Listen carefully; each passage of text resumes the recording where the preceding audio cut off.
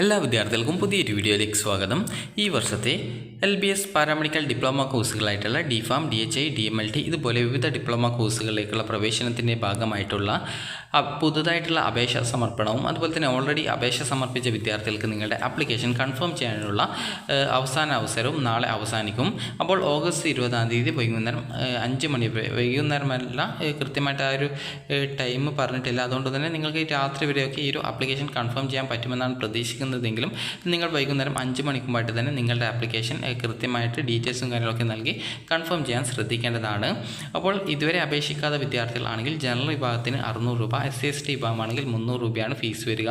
അപ്പോൾ നിങ്ങൾക്ക് ഈ ഒരു ഫീ പേയ്മെൻറ്റ് നിങ്ങൾക്ക് ഓൺലൈനായിട്ട് പേയ്മെൻറ്റ് ചെയ്യാവുന്നതാണ്. അതുപോലെ ബാങ്ക് വഴി പേയ്മെൻറ്റ് ചെയ്യുകയാണെങ്കിൽ 24 മണിക്കൂറിന് ശേഷം മാത്രമായിരിക്കും ബാക്കി സ്റ്റെപ്പും കാര്യങ്ങളൊക്കെ ചെയ്യാൻ പറ്റുക. അതുകൊണ്ട് തന്നെ വിദ്യാർത്ഥികൾ ഓൺലൈനായിട്ട് പേയ്മെൻറ്റ് ചെയ്ത ശേഷം നാളെ വൈകുന്നേരം 5 മണിക്കൂറിലായിട്ട് തന്നെ നിങ്ങളുടെ ആപ്ലിക്കേഷൻ കൺഫേം ചെയ്യേണ്ടതാണ്. അപ്പോൾ ഈ ഒരു ആപ്ലിക്കേഷൻ പുതുതായിട്ട് അപേക്ഷ സമർപ്പിക്കുന്ന വിദ്യാർത്ഥികളാണെങ്കിൽ ഇവിടെ നിങ്ങൾക്ക് LBSൻ്റെ ഡിപ്ലോമ വെബ്സൈറ്റ് ആയിട്ടുള്ള lbscenter.in/paradipfarm HI 2025/ എന്നുള്ള പേജിലൂടെ നിങ്ങൾക്ക് നിങ്ങളുടെ ആപ്ലിക്കേഷൻ പുതുതായിട്ട് സമർപ്പിക്കാവുന്നതാണ്. അതുപോലെ ആപ്ലിക്കേഷൻ കൺഫേം അല്ല എങ്കിൽ, അത് നിങ്ങളുടെ ആപ്ലിക്കേഷൻ്റെ ആ ഒരു കൺഫർമേഷൻ ഡൺ എന്നാണ് കാണുന്നതെങ്കിൽ നിങ്ങളുടെ ആപ്ലിക്കേഷൻ കംപ്ലീറ്റഡ് ആയി എന്ന് മനസ്സിലാക്കാം. അതേസമയം ആപ്ലിക്കേഷൻ നോട്ട് കംപ്ലീറ്റഡ്, ആപ്ലിക്കേഷൻ്റെ ആ ഒരു സ്റ്റാറ്റസ് നോക്കുന്ന സമയത്ത് നോട്ട് കംപ്ലീറ്റഡ് എന്നാണ് കാണുന്നതെങ്കിൽ ആപ്ലിക്കേഷൻ നിങ്ങൾ കൺഫേം ചെയ്യാൻ ശ്രദ്ധിക്കേണ്ടതാണ്.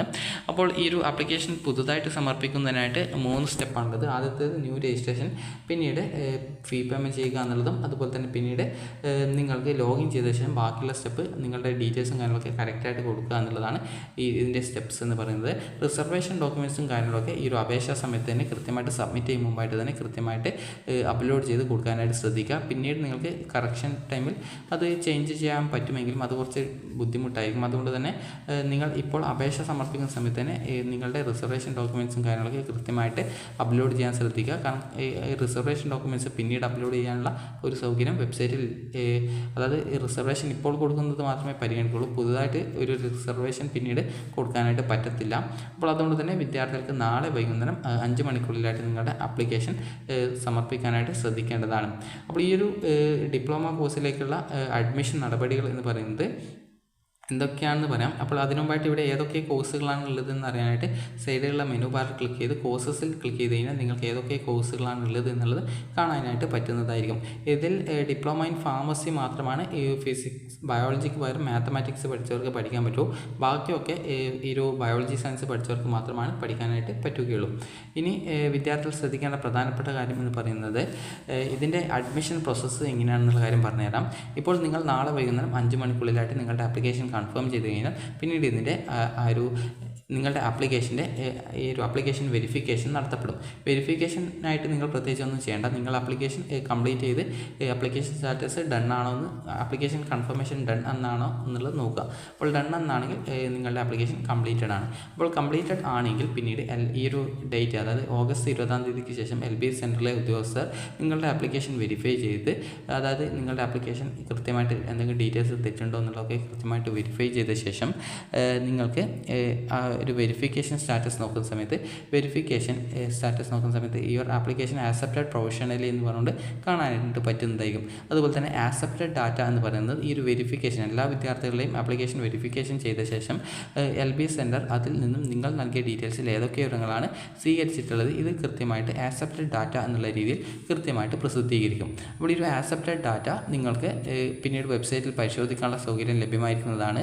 അപ്പോൾ അതിനുശേഷം ആക്സെപ്റ്റഡ് ഡാറ്റയും പരിശോധിച്ച് അതുമായി ബന്ധപ്പെട്ട എന്തെങ്കിലും കറക്ഷൻസോ കാര്യങ്ങളോ ഉണ്ടെങ്കിൽ അത് നിങ്ങൾക്ക് ചെയ്യാവുന്നതും, പിന്നീട് വിദ്യാർത്ഥികളുടെ ഈ ഒരു ആക്സെപ്റ്റഡ് ഡാറ്റ സംബന്ധിച്ചുള്ള കറക്ഷൻസും കാര്യങ്ങളൊക്കെ പരിഹരിച്ച ശേഷം വീണ്ടും ആക്സെപ്റ്റഡ് ഡാറ്റ പ്രസിദ്ധീകരിക്കുന്നതും പിന്നീട് അതുമായി ബന്ധപ്പെട്ട പരാതികൾ നിങ്ങൾക്ക് അറിയിക്കാൻ പറ്റുന്നതും ആയിരിക്കും.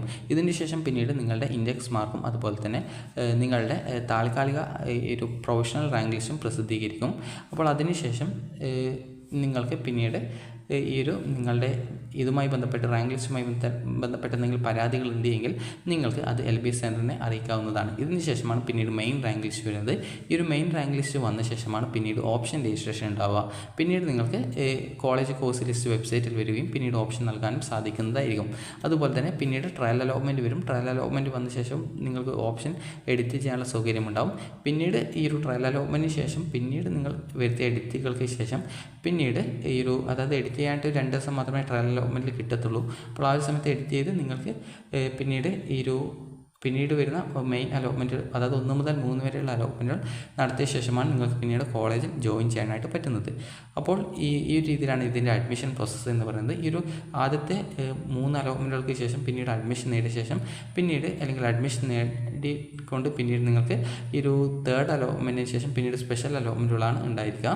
അപ്പോൾ ആ ഒരു സമയത്ത് അതേക്കുറിച്ചുള്ള എല്ലാവിധ ഡീറ്റെയിൽസും നിങ്ങളെ അറിയിക്കുന്നതാണ്. അപ്പോൾ അതുകൊണ്ട് തന്നെ നിങ്ങൾ നിലവിൽ ഇപ്പോൾ ചെയ്യേണ്ടത് നിങ്ങളുടെ ആപ്ലിക്കേഷൻ കൺഫേംഡ് ആണോ അല്ലയോ എന്നുള്ള കാര്യം പരിശോധിക്കാം. കൺഫേംഡ് അല്ല എങ്കിൽ കൺഫേം ചെയ്യുക. പുതുതായിട്ട് അപേക്ഷിക്കേണ്ടവർ പുതുതായിട്ട് അപേക്ഷ സമർപ്പിക്കുക. അപ്പോൾ നിങ്ങൾക്ക് ഈ ഒരു വീഡിയോ ഉപകാരപ്രദമായിട്ടുണ്ടെങ്കിൽ ലൈക്ക് ചെയ്യുക, ഷെയർ ചെയ്യുക. Thank you for watching.